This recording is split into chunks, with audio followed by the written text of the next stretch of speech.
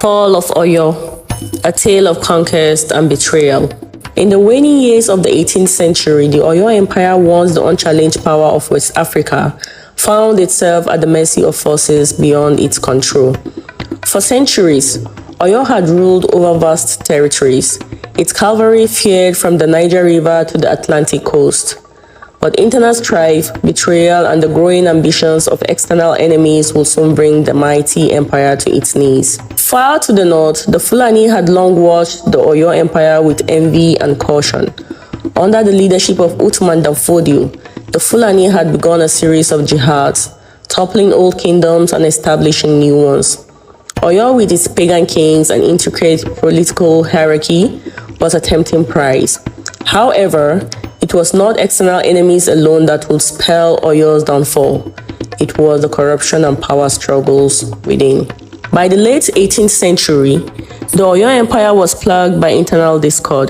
The Alaafin Awole sat on the throne, but his authority was contested by the Oyomesi, a council of chiefs who acted as both advisors and kingmakers.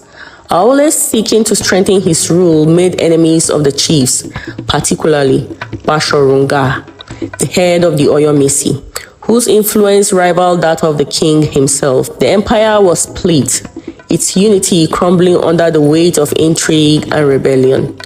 As the empire weakened, vassal states like Ilorin, once loyal to Oyo, began to waver. The commander of Ilorin, Afonja, was an ambitious man, eager to carve out his own kingdom. Seeking allies, he turned to the Fulani, inviting them into his territory to aid him against Oyo. This fateful decision would change the course of history. The Fulani, led by the cunning and devout Shehu Alimi, saw an opportunity in Afonja's rebellion. While they initially fought alongside him against Oyo forces, they soon realized that Afonja was a mere stepping stone to greater power. Once Oyo's forces were weakened, the Fulani turned against Afonja, assassinating him and establishing Ilorin as a Fulani emirate. With this strategic foothold, the Fulani were now poised to march against the heart of Oyo Empire. As the Fulani expanded their influence, Oyo was in disarray.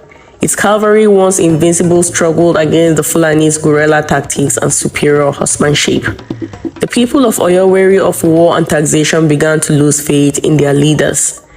In a desperate attempt to save his throne, Alaafin Awole caused the empire before taking his own life, an act that marked the symbolic end of Oyo's supremacy. By the early 19th century, Oyo had collapsed. The once mighty empire was reduced to scattered towns and villages, its rulers exiled or killed.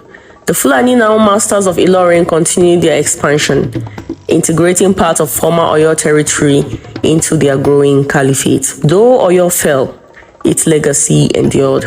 The political structures and trade network it built influenced later Yoruba states, and its cultural achievement lived on in traditions of the people. But its fate stood as a dark reminder of the dangers of internal conflict and the ever-present threat of ambitious rivals. The conquest of Oyo was not merely a story of war.